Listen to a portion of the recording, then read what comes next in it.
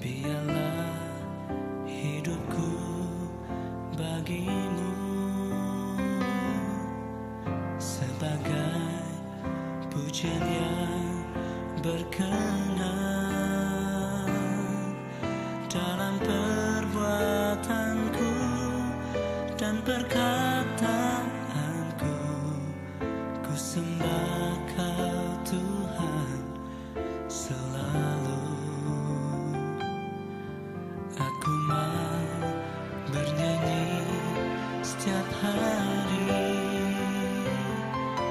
bersyukur buat karya yang Kau beri. Dari pagi hari hingga datang malam, ku sembah Kau Tuhan selalu. Seumur hidupku,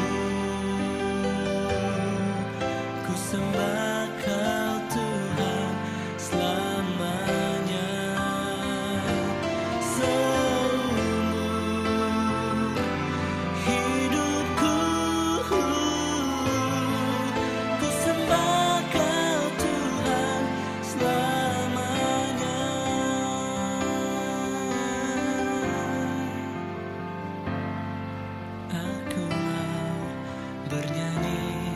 Setiap hari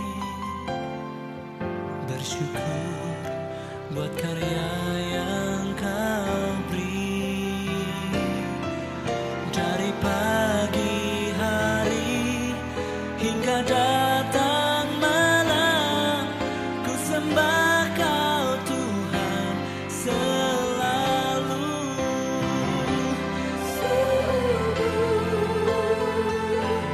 Hidupku, ku sembah Kau Tuhan selamanya. Seumur hidupku, ku sembah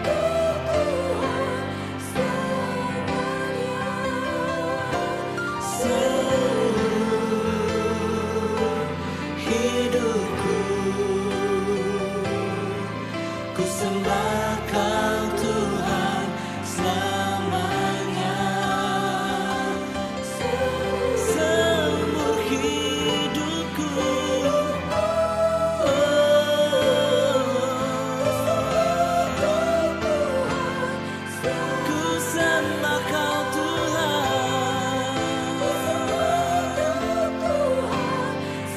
Seumur hidupku,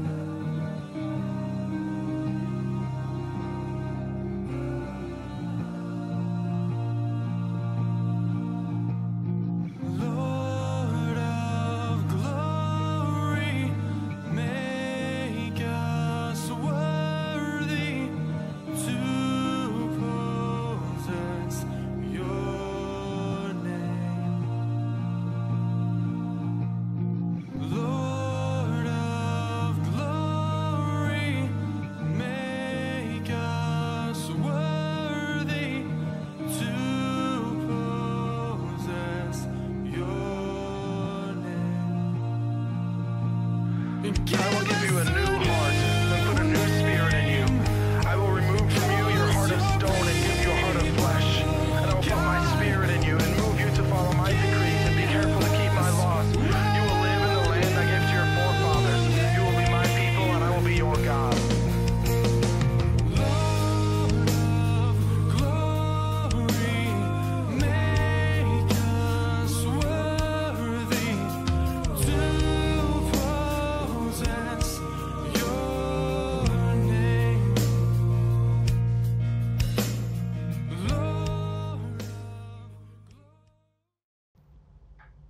Shalom Jemaat Kalam Kudus dimanapun Anda berada. Mari pada hari ini, saat ini, dimanapun kita berada, mari kita siapkan diri kita dan hati kita untuk datang memuji dan mendengarkan firman Tuhan. Yesaya 41 ayat yang ke-13. Aku ini Tuhan, Allahmu, yang memegang tangan kananmu dan berkata kepadamu, janganlah takut, akulah yang akan menolong engkau. Saudara, di tengah segala pergumulan, bahkan mungkin permasalahan yang saat ini kita sedang alami, mari kita datang kepada Tuhan. Dan biarlah saat-saat ini, biarlah kita bisa melihat Tuhan dan merasakan bahwa Tuhan hadir di tengah-tengah kita. Dialah yang akan memegang tangan kita dan yang akan menolong kita melewati segala pergumulan. Selamat hari Minggu, umat Tuhan yang terkasih. Bapak, Ibu, Saudara-saudari, selamat pagi dan selamat beribadah kembali di hari ini, hari Minggu 29 Agustus 2021. Mari kita mempersiapkan hati dan diri kita untuk menghadap kepada Allah, Sang Pemilik kehidupan.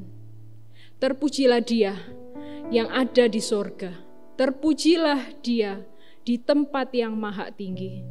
Dia yang menyelamatkan kita, Dia yang membebaskan kita dari segala pergumulan hidup. Nyanyikanlah baginya, haleluya. Kita akan bersama-sama bangkit berdiri, kita akan masuk di dalam saat teduh.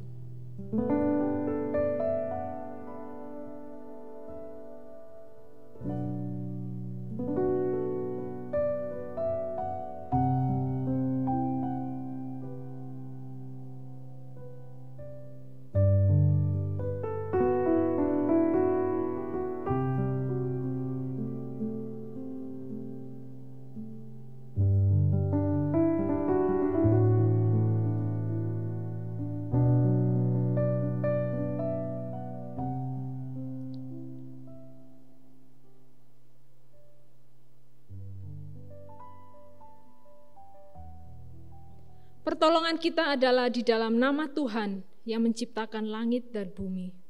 Kasih karunia, rahmat dan damai sejahtera dari Allah Bapa dan Kristus Yesus, Tuhan kita, menyertai saudara-saudara. Saat indah, ku berhadapan denganmu. Hadirat-Mu Tuhan, ku rasakan.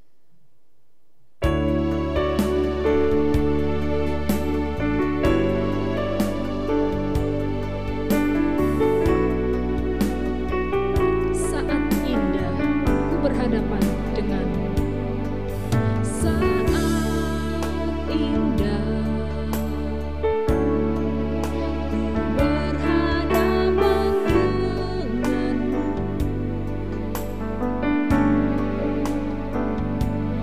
Memandang wajah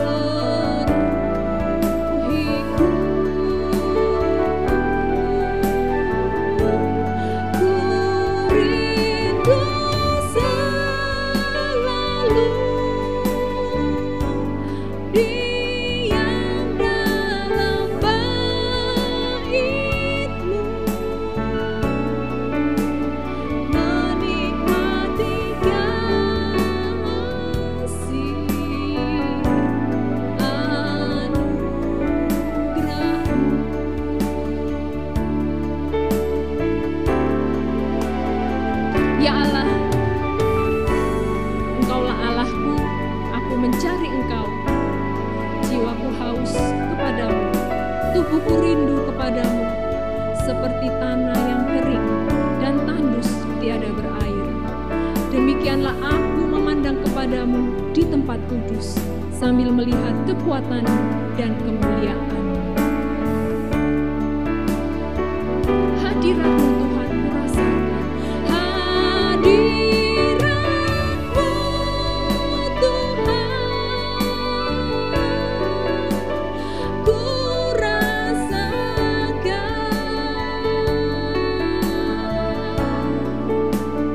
kekudusan-Mu Bapa penuhiku.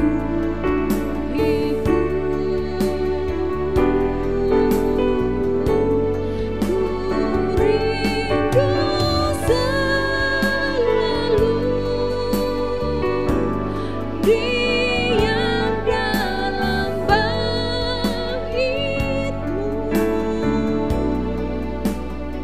menikmati kasih anugerah-Mu,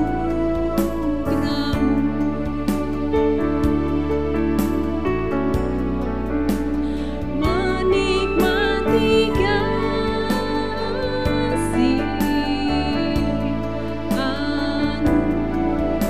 anugerah-Mu,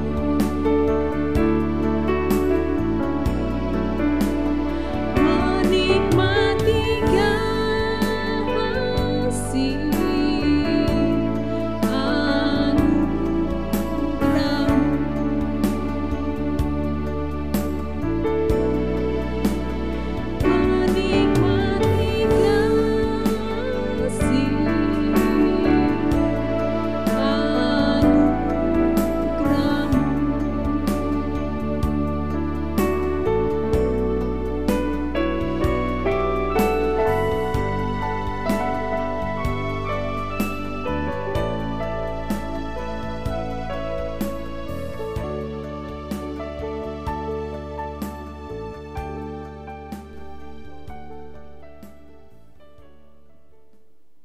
Mari kita masuk di dalam doa. Bapa di dalam surga, kami mengucap syukur atas penyertaan-Mu dalam kehidupan kami. Kami tahu bahwa Engkau tidak pernah meninggalkan kami. Namun, terkadang kami gagal untuk mengandalkan-Mu. Kami memilih jalan yang keliru dalam mengatasi pergumulan kami. Terkadang kami kecewa terhadap-Mu atas kenyataan pahit yang kami hadapi. Tidak jarang kami menyerah manakala menghadapi pergumulan hidup.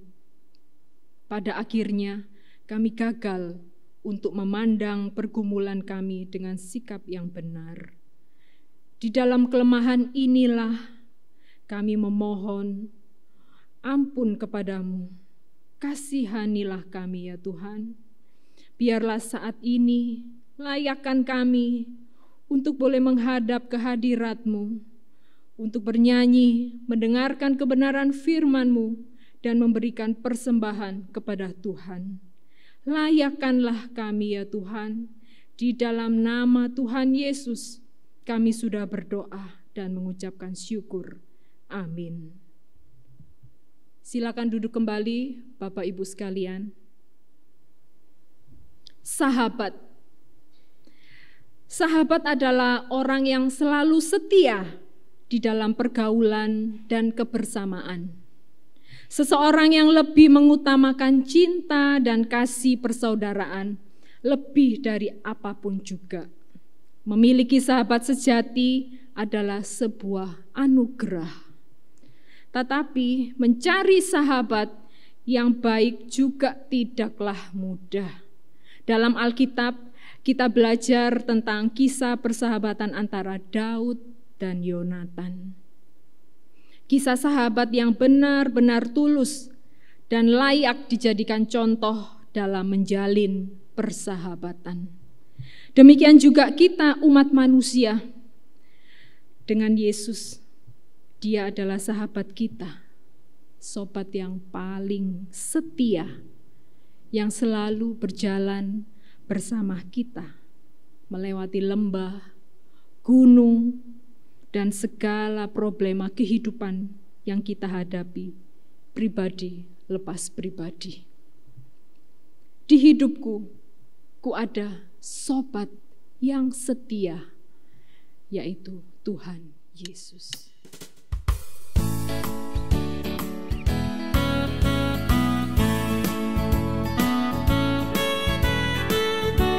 Di hidupku, ku ada sobat yang setia.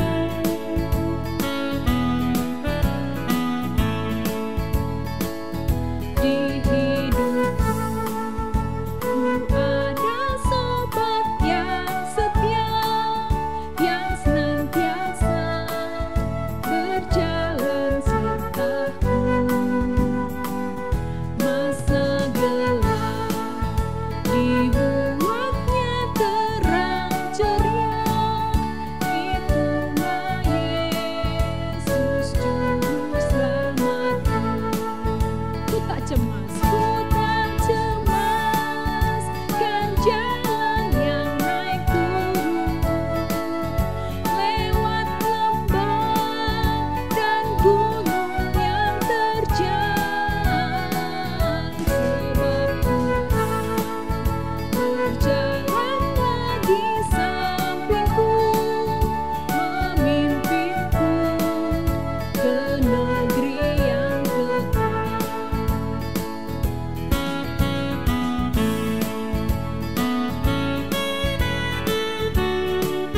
Oh, kasih-Nya besarlah tiada taranya.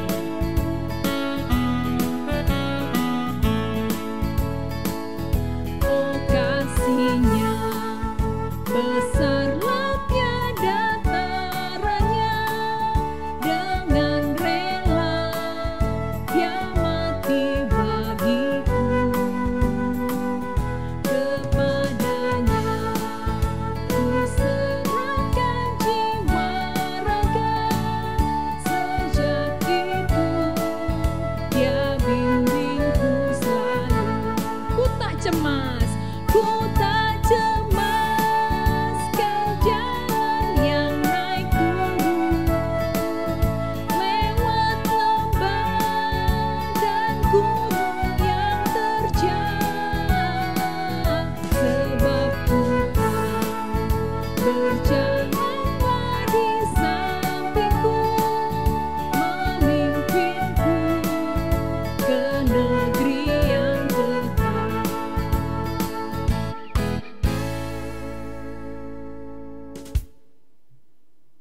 Bacaan pertanggapan dari KPPK nomor 34.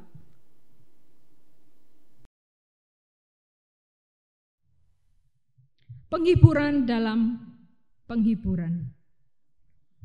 Sebab aku yakin bahwa penderitaan zaman sekarang tidak dapat dibandingkan dengan kemuliaan yang akan dinyatakan kepada kita. Demikian juga Roh membantu kita dalam kelemahan kita. Sebab kita tidak tahu bagaimana sebenarnya harus berdoa, tetapi Roh sendiri berdoa untuk kita kepada Allah dengan keluhan-keluhan yang tidak terucap. Kita tahu sekarang bahwa Allah turut bekerja dalam segala sesuatu untuk mendatangkan kebaikan bagi mereka yang mengasihi Dia, yaitu bagi mereka yang terpanggil sesuai dengan rencana Allah. Sebab semua orang yang dipilih-Nya, mereka juga ditentukan dari semula untuk menjadi serupa dengan gambaran anaknya, supaya anaknya itu, menjadi yang sulung di antara banyak saudara. Dan mereka yang ditentukannya dari semula, mereka itu juga dipanggilnya. Dan mereka yang dipanggilnya, mereka itu juga dibenarkannya. Dan mereka yang dibenarkannya, mereka itu juga dimuliakannya. Terpujilah Allah, Bapa Tuhan kita, Yesus Kristus, Bapa yang penuh belas kasihan, dan Allah sumber segala penghiburan.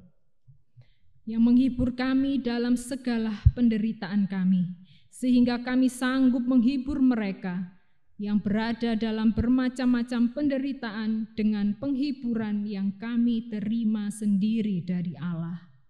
Sebab penderitaan ringan yang sekarang ini mengerjakan bagi kami kemuliaan kekal yang melebihi segala-galanya. Jauh lebih besar daripada penderitaan kami. Sebab kami tidak memperhatikan yang kelihatan, melainkan yang tak kelihatan. Bersama-sama.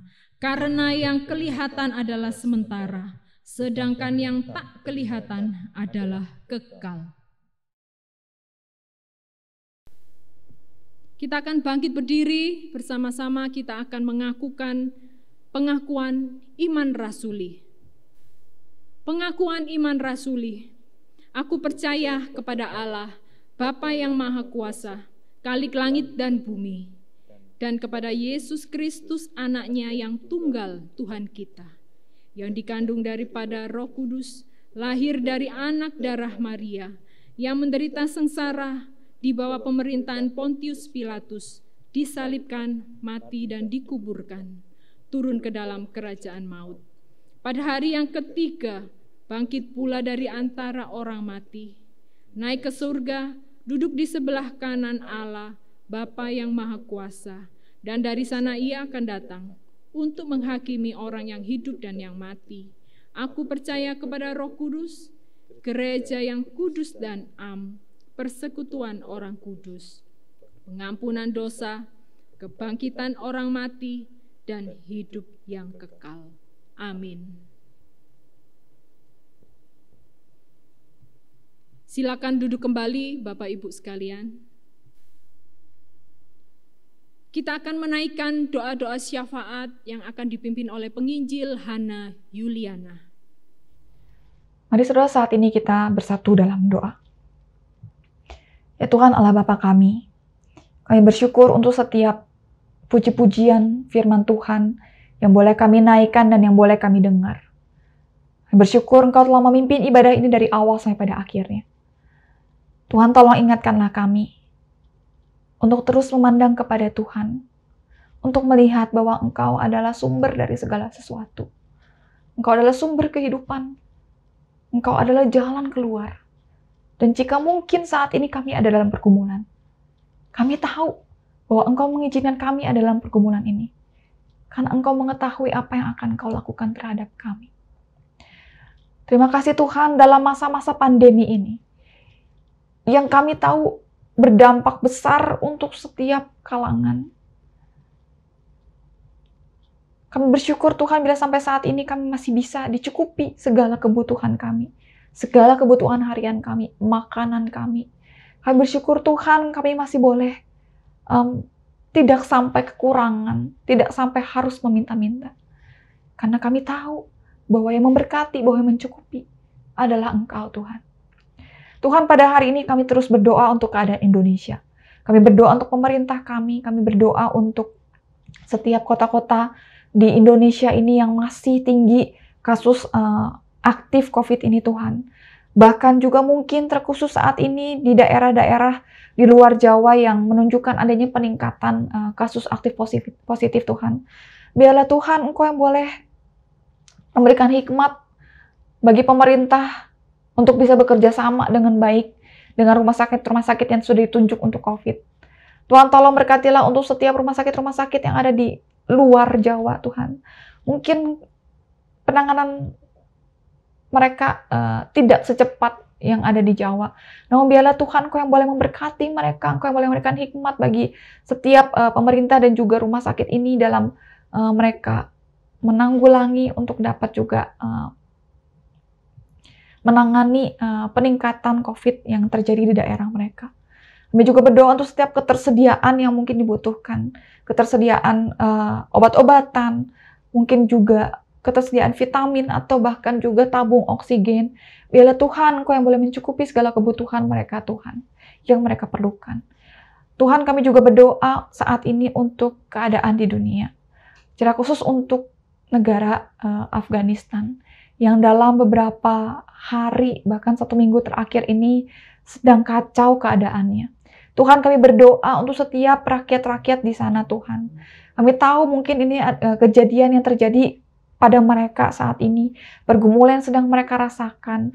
Mungkin bukan suatu hal yang mudah untuk kami mengerti Tuhan.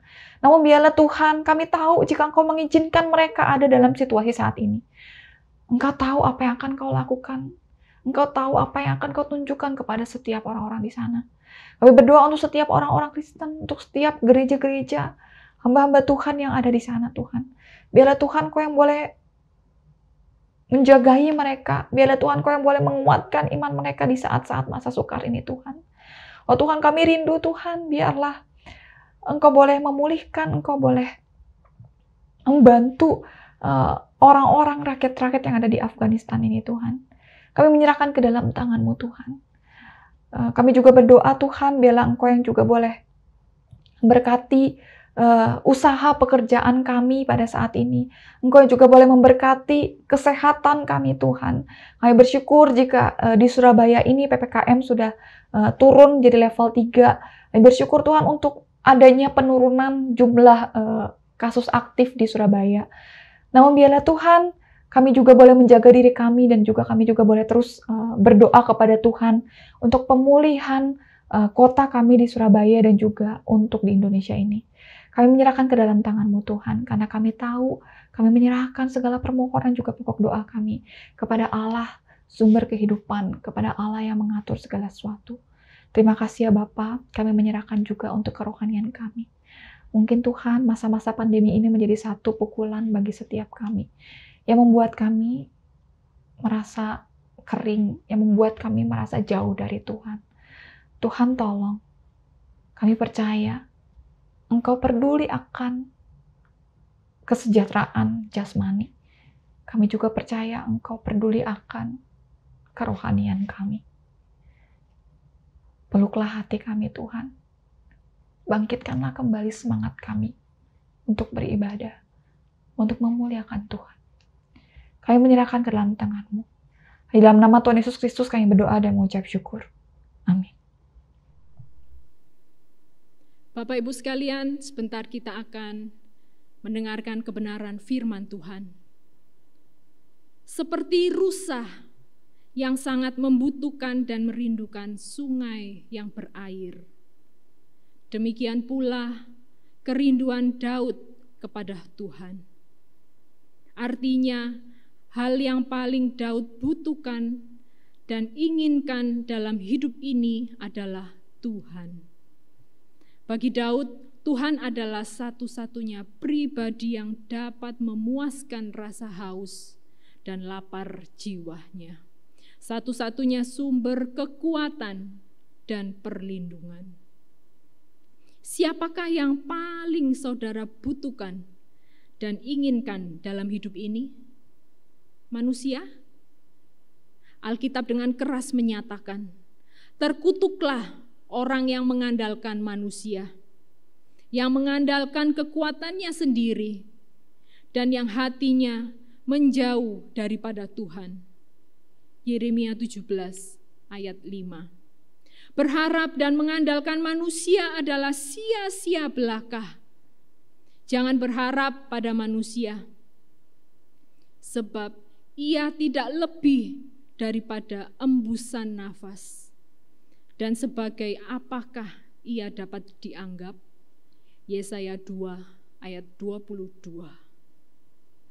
Pribadi yang mengenal hatiku. Seperti rusa yang haus rindu aliran sungaimu. Hatiku tak tahan menunggu. Seperti rusa yang haus rindu aliran sungaimu.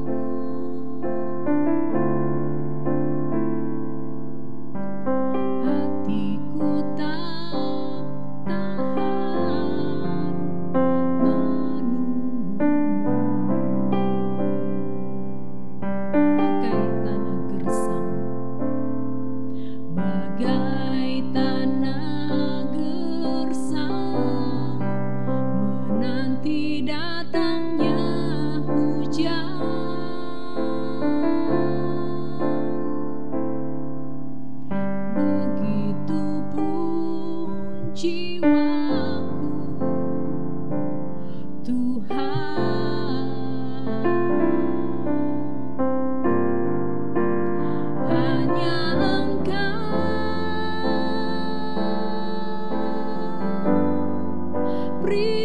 yang mengenal hatiku, tiada yang tersembunyi bagimu. Seluruh isi hatiku kau tahu, dan bawahku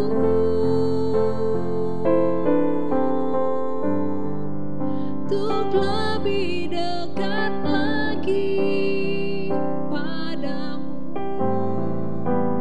tinggal dalam indahnya dekapan kasih-Mu.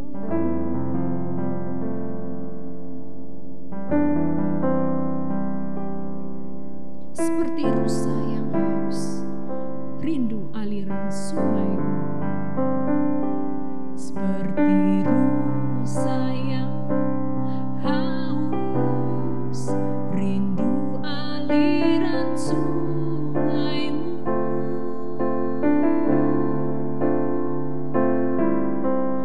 Hatiku tak tahan menunggu-Mu.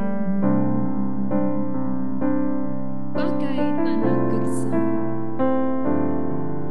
bagai tanah gersang, menanti datangnya hujan.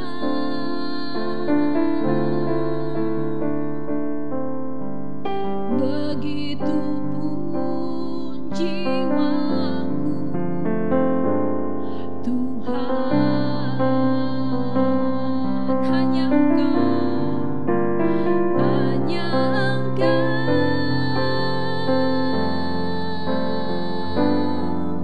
pribadi yang mengenal hatiku, tiada yang tersembunyi bagimu. Seluruh isi hatiku kau tahu, dan bawaku untuk lebih dekat lagi padamu, tinggal dalam indahnya dekapan kasih-Mu.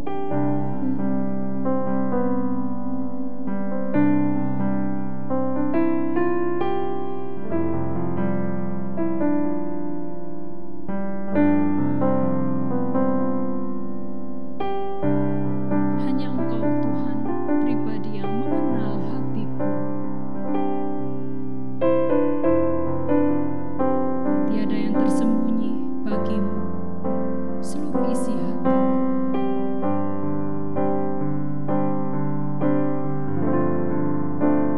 Hanya Engkau,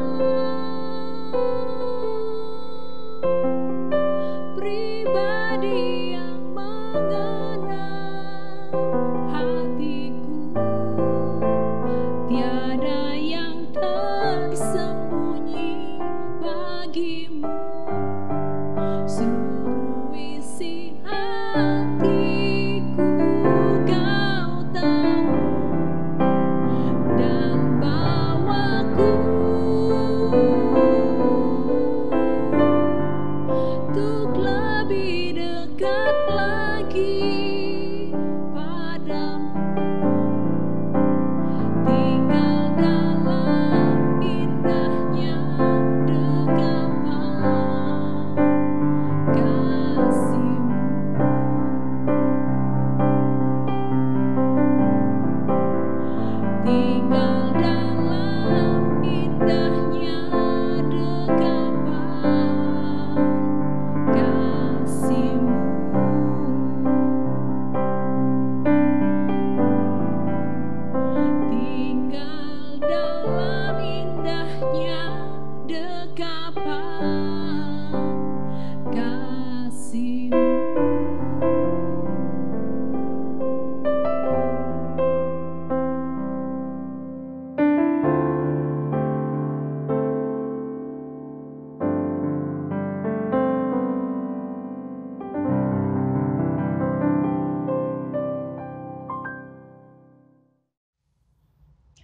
Shalom jemaat yang terkasih, mari sama-sama sebelum kita mendengarkan firman Tuhan, kita mau berdoa terlebih dahulu.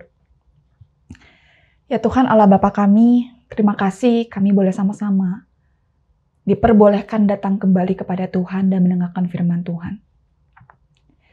Tuhan biarlah dimanapun kami berada, kami boleh fokus, kami boleh menyiapkan diri kami untuk mendengarkan firman-Mu. Mungkin ada di antara kami yang sedang ada dalam pergumulan atau permasalahan yang menjadi beban pikiran atau mengusik hati kami. Biarlah pada saat ini Tuhan, tenangkanlah hati kami Tuhan. Dan biarlah kami boleh tenang mendengarkan firman Tuhan. Di dalam nama Tuhan Yesus Kristus kami berdoa dan mengucap syukur. Amin. Saudara-saudara, pada hari ini kita akan membahas satu buah tema khotbah ya, yang bertemakan memandang pergumulan dengan benar. Memandang pergumulan dengan benar. Yang terambil dari Yohanes 6 ayat 1-21. Namun kita akan baca ayat 1 sampai ayat yang ke-6 saja ya. Yohanes 6 ayat 1 sampai yang ke-6 saja. Yesus memberi makan 5.000 orang. Sesudah itu Yesus berangkat ke seberang danau Galilea, yaitu danau Tiberias. Orang banyak berbondong-bondong mengikuti dia, karena mereka melihat mujizat-mujizat penyembuhan yang diadakannya terhadap orang-orang sakit. Dan Yesus naik ke atas gunung dan duduk di situ dengan murid-muridnya. Dan Paskah, hari raya orang Yahudi, sudah dekat. Ketika Yesus memandang sekelilingnya dan melihat bahwa orang banyak berbondong-bondong datang kepadanya, berkatalah ia kepada Filipus, "Di manakah kita akan membeli roti supaya mereka ini dapat makan?" Hal itu dikatakannya untuk mencobai dia, sebab ia sendiri tahu apa yang hendak dilakukannya. Saudara-saudara sekalian, siapa di sini yang punya masalah dalam membaca map ya? Atau membaca Google Map gitu ya kira-kira ya? Ada mungkin yang punya masalah? Kesulitan baca ya? Biasanya saudara, kalau di meme gitu ya, atau bercandaan-bercandaan gitu ya, cewek-cewek itu dianggap nggak bisa baca map ya. Jadi, kalau saudara kasih Google Map ya, nggak ngerti ini harus beloknya di mana, atau belok kapan, atau misalnya ini tuh kita ada di mana tuh mungkin nggak ngerti gitu ya, nggak bisa baca map gitu ya. Sekalipun udah dikasih Google Map atau Waze gitu ya. Nah saudara, saya punya pengalaman soal permap-mapan ini. Jadi suatu ketika saya dan teman saya itu boncengan naik motor mau ke satu tujuan gitu ya. Nah, karena berhubung saya nggak bisa bawa motor, nggak lancar bawa motor, jadi teman saya lah yang menyetir, saya yang mengarahkan kita ini lewat mana gitu jalannya ya. Nah, tapi jalan menuju tempat tujuan kita itu adalah jalan yang kurang saya kuasai gitu ya. Jadi cuma sekedar tahu di dalam pikiran saya, bayangan map gitu ya, di pikiran saya, oh saya tahu nih kalau lewat jalan ini kayaknya harusnya beloknya belok kanan ketika udah perempatan kedua gitu. Jadi bener-bener di map otak saya aja gitu ya. Dalam bayang-bayang otak saya saja gitu ya. Nah, dengan bersumber pemetaan yang ada di pikiran saya arahkan kami untuk jalan. Dan ternyata saudara, ketika kami jalan ya, ketika kami berdua jalan, naik motor gitu ya. Pas udah jalan, kami melewati belokan yang seharusnya tuh kami tuh belok gitu ya. Harusnya di situ belok, tapi kami jalan terus gitu. Terus akhirnya belok di belokan yang nggak seharusnya, di jalan yang nggak seharusnya gitu ya. Kelewat gitu. Nah ternyata semakin dalam masuk ke jalan tersebut yang memang itu jalan yang salah, makin asing tempatnya. Saya ngeliat kanan kiri juga, ini bener nggak ya? Dan saya juga agak mulai ragu gitu ya dengan map yang ada, pemetaan yang ada di pikiran saya ya. Nah, tapi saat itu saya masih pede. Jadi, saya bilang ke teman saya, udah maju aja dulu mungkin di depan gitu ya. Nah, semakin masuk jalan tersebut, alhasil semakin tersesat, betul.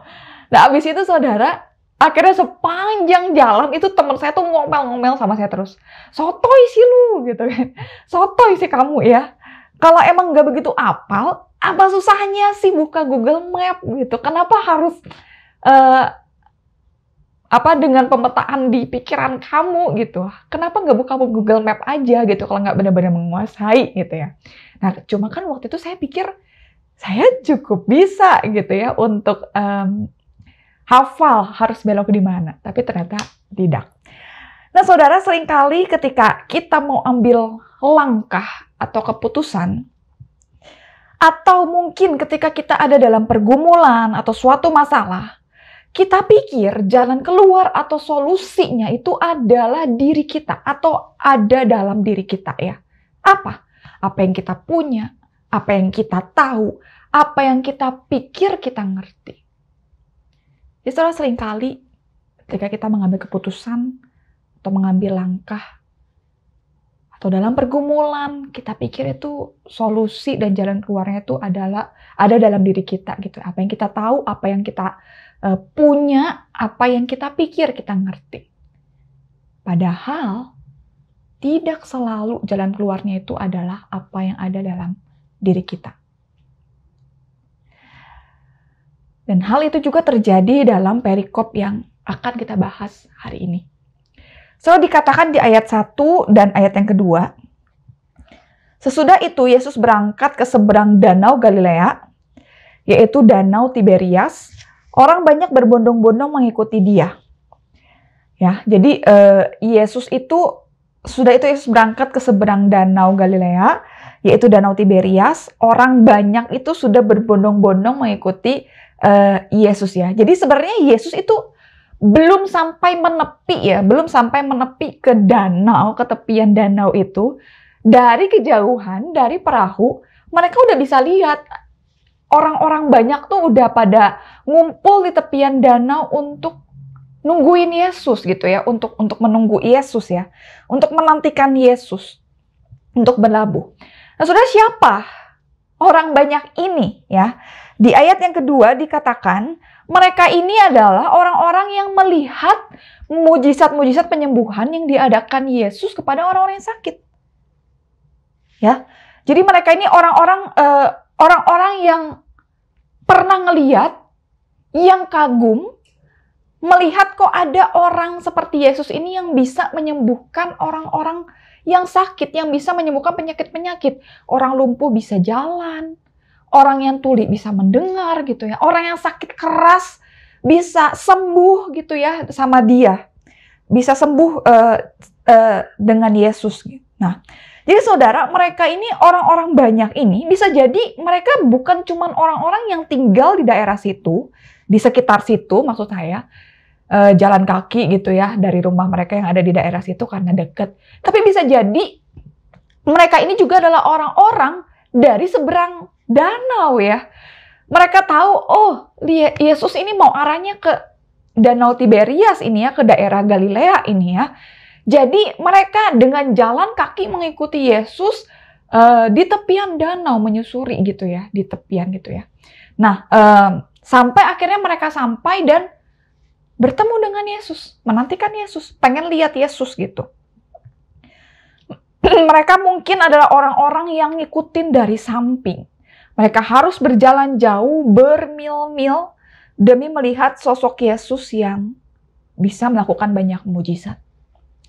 Dan saudara, ketika Yesus sudah menepi, sudah sampai, Yesus mengajak murid-murid untuk naik ke dataran tinggi. Jadi kalau mungkin di Yohanes disebutnya ke gunung, tapi dalam bahasa aslinya itu bisa diartikan juga kayak bukit atau dataran tinggi gitu ya. Pokoknya lebih tinggi daripada tepian danau itu ya. Yesus mengajak murid-murid untuk berjalan ke dataran tinggi dan orang banyak itu pun mengikuti dia.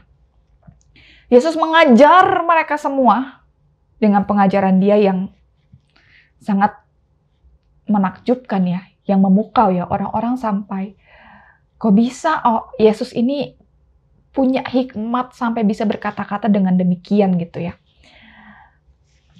Yesus mengajar semua orang dan orang-orang banyak itu kagum akan pengajaran Yesus hingga tidak terasa waktu cepat berlalu. Sudah hampir seharian mereka mendengar Yesus, sudah hampir seharian mereka ada gitu ya, duduk di rerumputan hijau itu mendengar Yesus mengajar dan mulai merasa lapar. Udah seharian lapar perut ya, udah keroncongan. Nah, saudara, ketika Yesus melihat ke sekeliling, mungkin kalau di Injil-Injil yang lain ditambahkan itu hari sudah mulai gelap. Jadi benar-benar orang-orang di sana itu dengerin dia, ngikutin Yesus seharian gitu ya. Dan mereka belum makan, lapar ya. Yesus melihat ke sekeliling, melihat orang banyak itu, lalu bertanyalah Yesus kepada Filipus. Filipus, di manakah kita bisa membeli roti untuk kasih makan orang-orang banyak ini? Di manakah kita bisa membeli roti supaya mereka ini bisa makan? Saudara, di ayat yang ke-6 dikasih penjelasan ya sama Yohanes. Hal itu dikatakannya untuk mencobai Filipus sebab ia sendiri tahu apa yang hendak dilakukan Yesus. Apa yang hendak dilakukannya. Jadi Yesus sengaja bertanya kepada Filipus karena dia ingin menguji muridnya ini. Ini murid yang bersama-sama dengan dia selama 1 tahun gitu ya, atau mungkin berapa bulan atau 1 tahun lebih gitu ya, bersama dengan Yesus ini. Dia pengen tahu, ingin menguji murid-muridnya ini yang bersama-sama dengan dia setiap harinya. Padahal sebenarnya Yesus sendiri tahu nggak apa yang mau dilakukan? Iya, jelas tahu. Jadi dia bertanya hanya untuk menguji. Dan ternyata saudara, ketika Filipus ditanya demikian ya, mungkin kalau saya bayangkan jadi Filipus ya, aduh ini Tuhan juga yang benar kali ya, guru juga yang benar kali ya, masa orang sebanyak ini, itu 5.000 orang tuh hanya laki-laki ya. 5.000 orang laki-laki, belum perempuan, belum anak-anak gitu ya.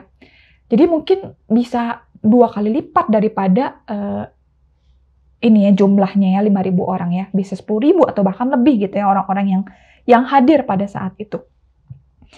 Nah, kalau saya jadi Filipus, aduh ini guru juga yang bener aja, masa udah mau malam disuruh cari makanan gitu, cari di mana?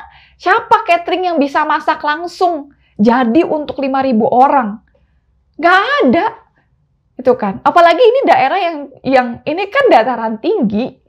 Harus cari dulu ke kota-kota dan perjalanan jauh gitu kan. Ini gimana carinya? Mungkin kalau saya jadi Filipus, dalam hati saya akan berkata demikian gitu ya, ngomong-ngomel sama Tuhan ya. Makanya saudara, Filipus itu menjawab dengan begini, roti seharga 200 dinar tidak akan cukup untuk mereka ini sekalipun masing-masing mendapatkan sepotong kecil aja. Dia bilang uang 200 dinar aja nggak akan cukup kasih makan, cuma beli roti gitu ya. Nah saudara, ternyata pada zaman itu orang bekerja satu hari itu bakal dikasih gaji itu sama semua. Berapa? 1 dinar. Jadi 1 hari kerja itu dibayar dengan 1 dinar. Kalau gitu, kira-kira 200 dinar itu berapa hari? Kira-kira berarti 8 bulan ya, kurang lebih ya. Kurang lebih itu gaji 8 bulan, bener-bener berarti kamu nggak makan itu 8 bulan, semuanya ditabungin gitu ya, untuk 200, supaya bisa terkumpul 200 dinar. Nah, Filipus ngomong kayak gitu. Duh, guru, 200 dinar. Kalau punya 200 dinar aja ya, nggak akan cukup kasih makan orang-orang ini. 200 dinar kan terbilang jumlah yang besar ya, karena harus mengumpulkan 8 bulan gaji. Karena orang-orangnya terlalu banyak, 5.000 itu cuma laki-laki, sampai uang 200 dinar pun yang bisa dikumpulin sama orang dalam waktu durasi 8 bulan, nggak akan cukup, guru, nggak akan cukup buat kasih makan mereka. Bahkan untuk 1 orang 1 gigit gitu ya, nggak akan cukup untuk semua. Saking banyaknya. Lalu ternyata tidak lama ayat yang ke-8 dikatakan murid Yesus yang lain yang bernama Andreas, saudara Simon Petrus, datang berkata kepada Yesus, "Ini Ada 5 roti jelai dan juga 2 ikan. Tapi apa artinya ini untuk orang sebanyak ini? Jadi saudara, roti yang dibawa sama Andreas gitu ya, roti yang dibawa sama Andreas itu kan dikatakan roti jelai. Itu pun adalah roti yang bukan kualitas yang baik gitu ya. Jadi roti yang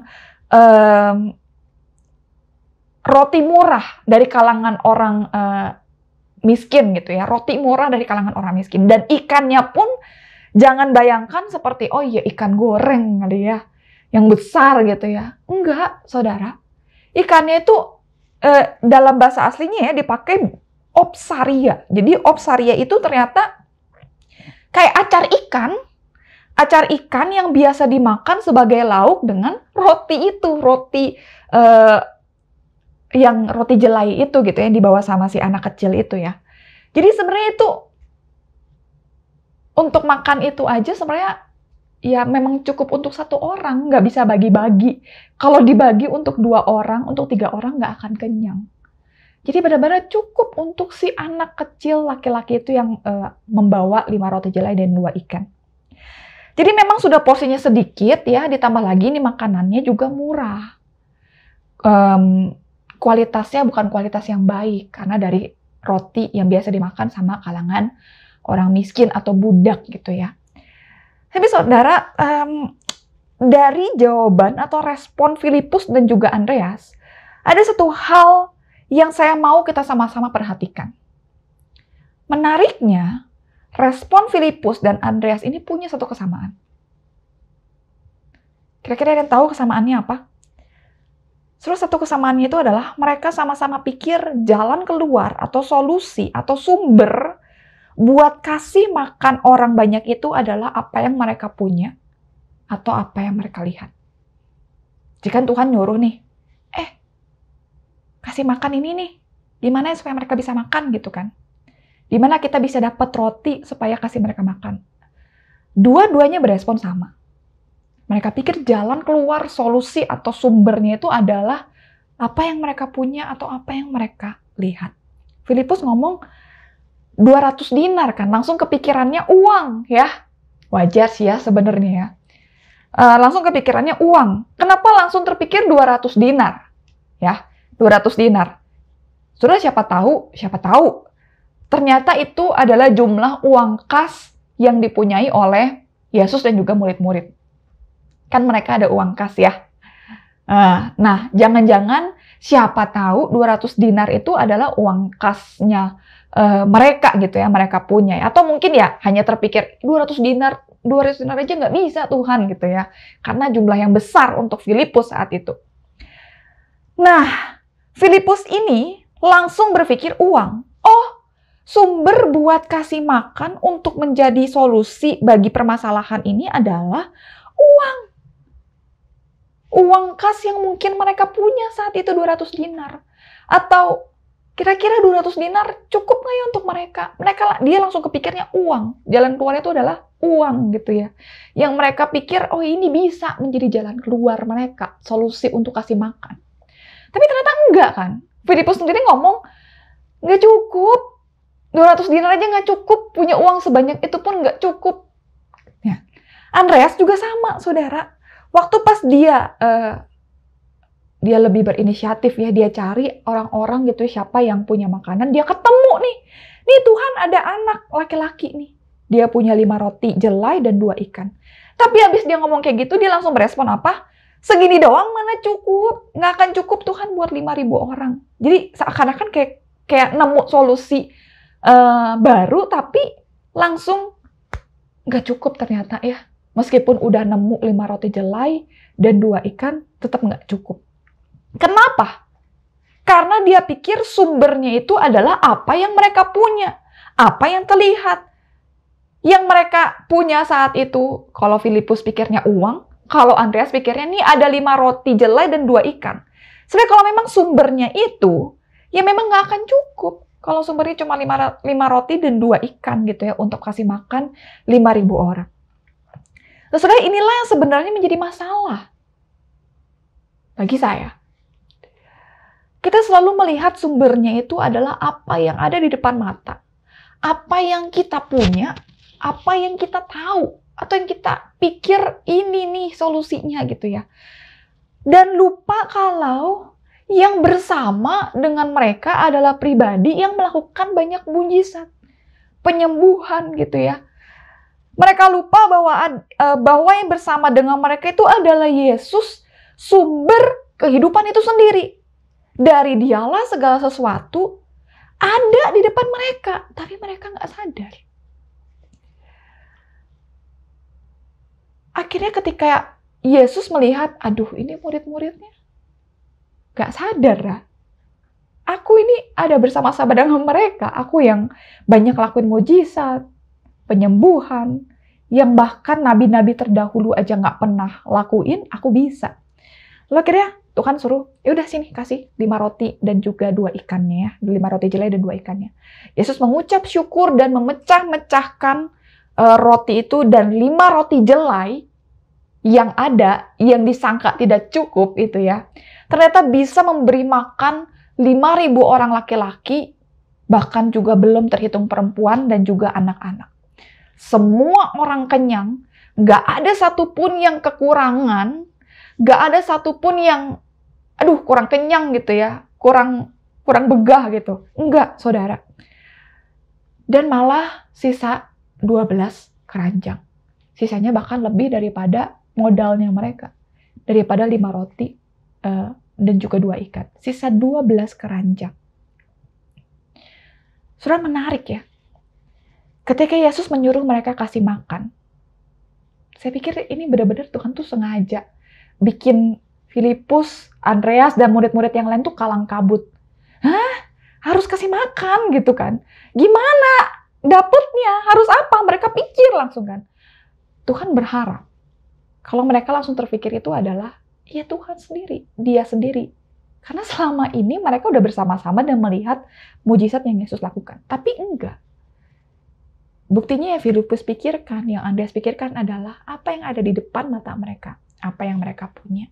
Apa yang mereka lihat, dan apa yang mereka pikir itu adalah jalan keluar. Uang, roti, 5 jelai, dan juga 2 ikan itu ya. Padahal saudara, kalau Yesus suruh murid-muridnya untuk kasih makan 5.000 orang, berarti Dia tahu kalau itu mungkin dilakukan.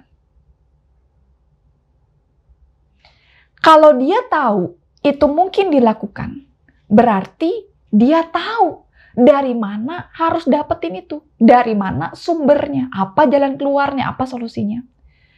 Dan apa? Karena Dialah solusinya, Dialah jalan keluarnya. Dia sendiri adalah sumbernya, dari Dialah segala sesuatu. Bahkan di pasal setelahnya kita bisa lihat, Dia sendiri adalah roti kehidupan yang memberikan kehidupan. Yang nggak cuma memuaskan secara fisik, secara jasmani, nggak cuma mengenyangkan rasa lapar di perut, tapi bahkan memberikan kehidupan yang abadi. Dia adalah sumbernya. Dia adalah Allah itu sendiri yang bisa memuaskan. Nah, saudara, kejadian Yesus memberi makan 5.000 orang ini mengingatkan saya akan peristiwa saat orang Israel sedang di padang gurun. Saudara, saat itu orang Israel itu kelaparan. Dan mereka bersungut-sungut kepada Musa dan kepada Tuhan ya. Karena dalam perjalanan kan mereka ada di padang gurun ya. Sebagaimana yang kita tahu padang gurun itu tandus, cuma pasir doang gitu yang ada ya. Jadi saudara, dalam perjalanan mereka di tengah padang gurun, sudah wajar kalau persediaan mereka semakin menipis. Dan masalahnya saat itu mereka nggak ngelihat apa yang menjadi solusi atau jalan keluar untuk menggantikan persediaan makanan mereka yang semakin menipis. Karena itulah mereka bersungut-sungut kepada Musa dan kepada Tuhan. Buat apa Tuhan tuh keluarin kami dari Mesir tuh buat apa? Kalau cuman di padang gurun dan gak ada makanan dan kami mati di sini. Karena kami kelaparan. Mending di Mesir tuh. Meskipun kami jadi budak, tapi kami masih bisa makan dengan cukup sehari-hari. Buat apa Tuhan keluarin kami dari Mesir kalau kami kelaparan di sini? Soalnya mereka pikir Tuhan itu tidak bisa mencukupi kebutuhan mereka. Itu yang salah. Mereka terlalu terfokus dengan, aduh nggak ada apa-apa. Makan dari mana? Dan mereka lupa kalau Tuhanlah yang mengeluarkan, yang berhasil mengeluarkan mereka dari Mesir, pasti adalah Tuhan yang berkuasa. Tuhan yang mampu memenuhi kebutuhan mereka. Tuhan yang mampu untuk memelihara mereka bahkan di padang gurun yang tandus, yang kelihatan dan yang memang tidak ada apa-apa. Dan Tuhan menunjukkan kuasanya kepada orang Israel, bukan? Ketika mereka bersungut-sungut, ketika yang mereka lihat hanya pasir di kanan kiri di sekitar mereka, Tuhan memberikan makanan bagi mereka. Roti mana dan burung puyuh setiap hari tidak pernah absen. Tuhan berikan kepada mereka. Tuhan mencukupi dan memelihara mereka di tengah tandusnya padang gurun. Dialah yang menjadi jalan keluar. Dialah yang menjadi solusi. Saudara, Tuhan itu nggak mungkin membawa umatnya itu keluar dari Mesir lewat padang gurun tanpa tahu apa yang harus dia lakukan. Nggak mungkin. Nggak mungkin dia melakukannya. Justru karena Tuhan tahu, karena dia tahu apa yang hendak dia lakukan. Sama seperti di ayat 6 yang kita baca hari ini. Karena dia tahu apa yang hendak dia lakukan, dia tahu lebih baik daripada kita. Karena itu sesungguhnya kita ini bisa percaya kepada Dia, bisa percaya kepada Tuhan. Karena itu sesungguhnya kita ini bisa berserah, bisa bersandar kepada Tuhan. Bukan pada apa yang kita lihat, bukan pada apa yang kita punya. Bukan pada apa yang kita pikir, kita tahu solusinya. Jadi saudara, saya rasa peristiwa sesungguhnya, peristiwa 5.000 memberi makan 5.000 orang ini lebih menyadarkan murid-murid bahwa mereka yang sehari-hari ya hidup bersama dengan Yesus, sumber kehidupan, sumber roti kehidupan itu sendiri. Peristiwa Filipus, Andreas, dan murid-murid yang menyaksikan dari hanya 5 roti jelai menjadi 5 roti jelai dan juga 2 ikan menjadi sisa 12 bakul, cukup untuk memberi makan semuanya itu, memberikan mereka pelajaran, menyadarkan mereka yang bersama dengan mereka ini adalah Yesus, sumber kehidupan. Dia mampu untuk mencukupi kebutuhan. Dialah jalan keluar, dialah solusi. Nah, saudara, ternyata hal ini dibuktikan sekali lagi ketika murid-murid di ayat yang ke-16 sampai ayat yang ke-21, mereka sedang berlayar dalam perahu ya. Saat itu murid-murid berangkat duluan. Yesus itu sedang berdoa di atas gunung. Jadi setelah Yesus memberi makan mereka, 5.000 orang, Yesus ini berdoa menyendiri di atas gunung, berdoa kepada Bapa. Dan murid-murid disuruh duluan berlayar, berduluan. Dan ketika tengah malam, tiba-tiba laut itu bergelora karena angin kencang.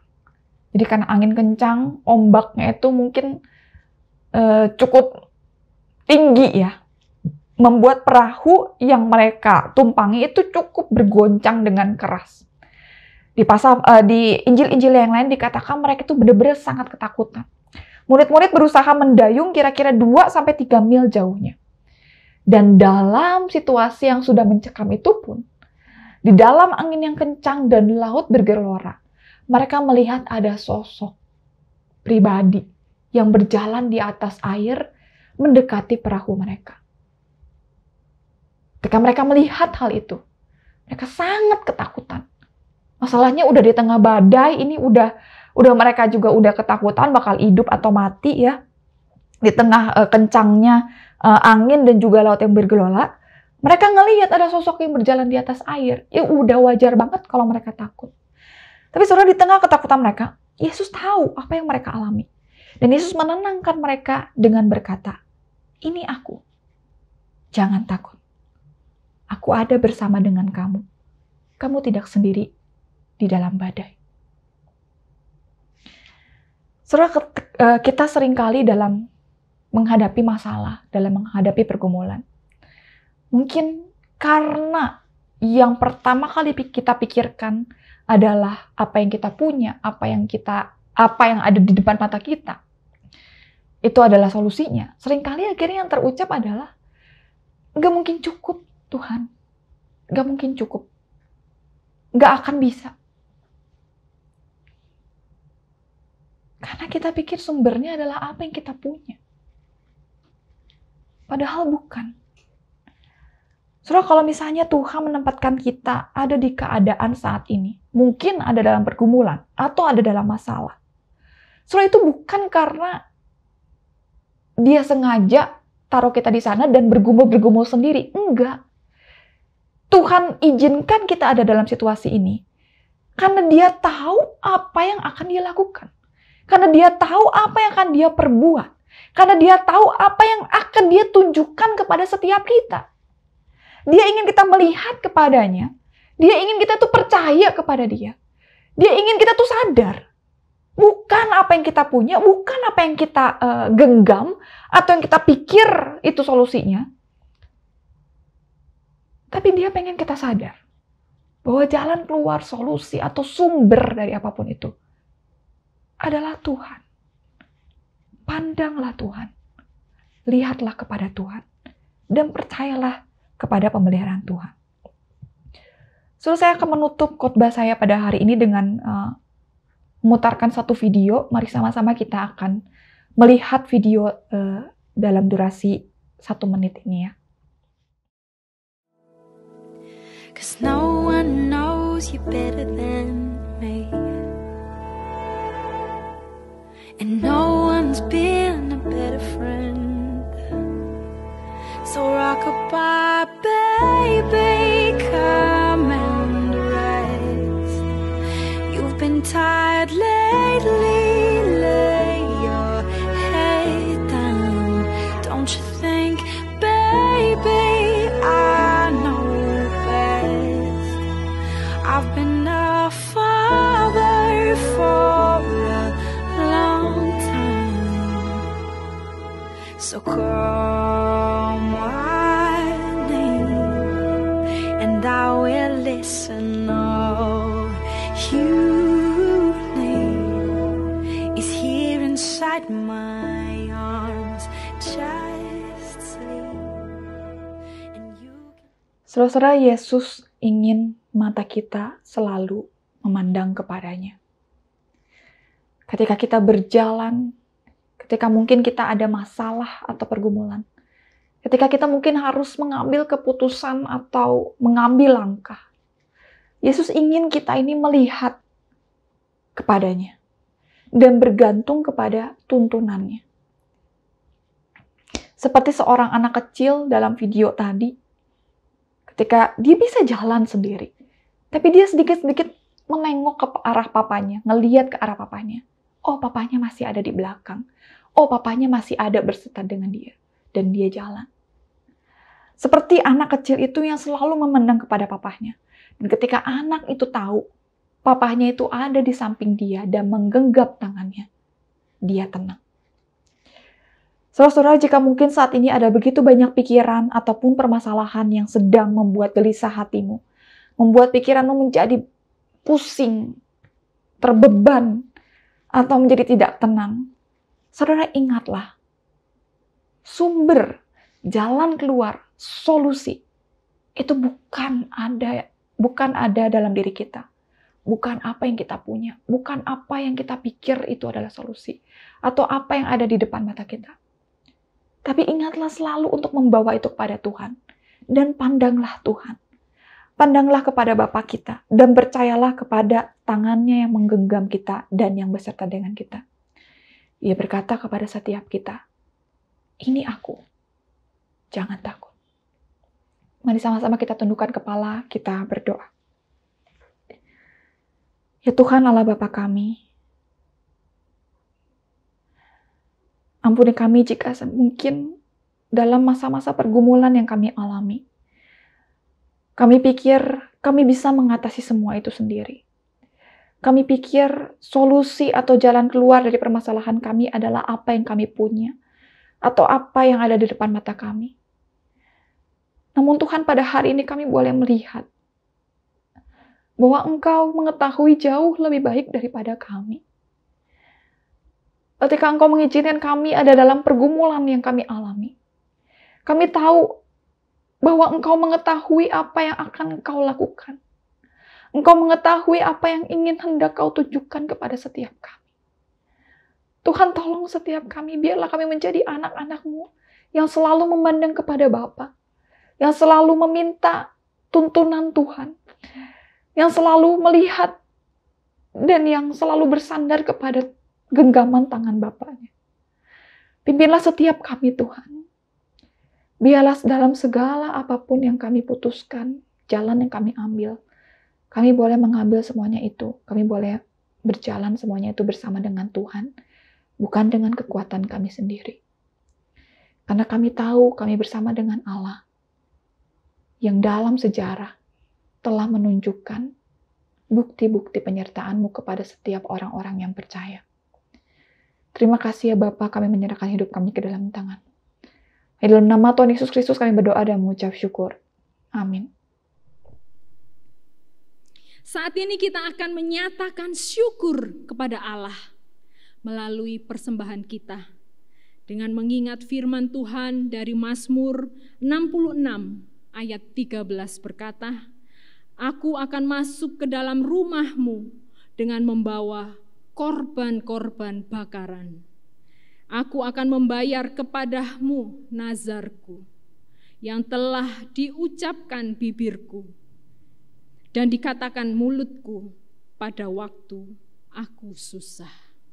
Persembahan boleh ditransfer ke rekening yang tercantum di layar ataupun memberikan secara langsung kepada gereja di Jalan Kemayoran Baru nomor 21 Surabaya. Kecaplah dan lihatlah betapa baiknya Tuhan itu. Kita pujikan lagu ini dengan bertepuk tangan.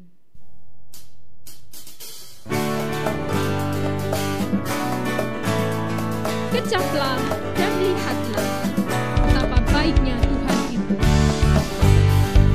Rasakan dan nikmati kasih setia. Kecaplah dan lihatlah betapa baiknya Tuhan itu. Rasakan dan nikmati kasih setia Tuhan. Kecaplah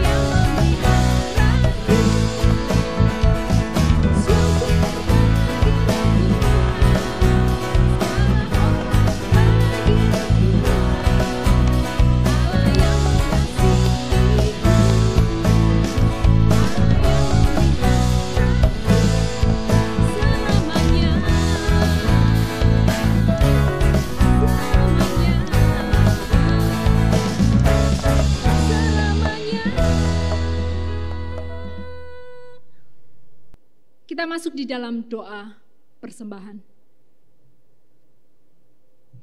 Bapa di surga, kami membawa persembahan syukur kami ke hadapan-Mu. Memang persembahan ini tidak sebanding dengan berkat yang Engkau berikan. Namun kami mohon terimalah ya Bapa, tolonglah kami ya Bapa, supaya kami dapat menjadi saluran berkat bagi sesama kami, khususnya yang sedang mengalami pergumulan. Terpujilah Allah Tritunggal, Sang Khalik semesta, sumber segala kurnia. Terima kasih ya Tuhan. Kami berdoa di dalam nama Tuhan Yesus. Kami sudah berdoa mengucapkan syukur dan memberikan persembahan ini. Amin. Bapak Ibu sekalian, kita bangkit berdiri. Kita akan menutup ibadah pagi hari ini dengan menyanyikan pujian doksologi dan Emin Song.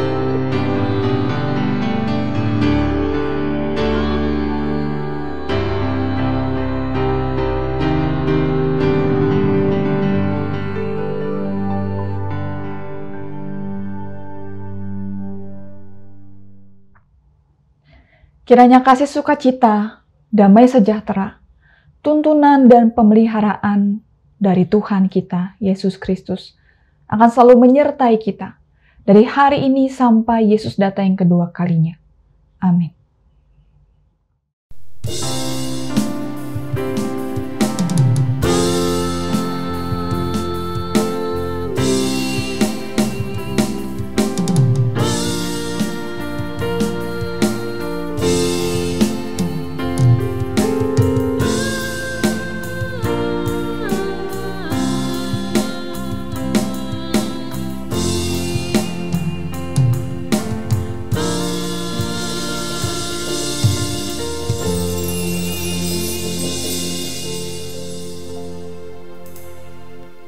Amin. Silakan duduk Bapak Ibu sekalian. Silakan bersaat teduh sejenak. Sampai bertemu minggu depan. Salam sehat selalu. Tuhan Yesus memberkati kita semua. Amin.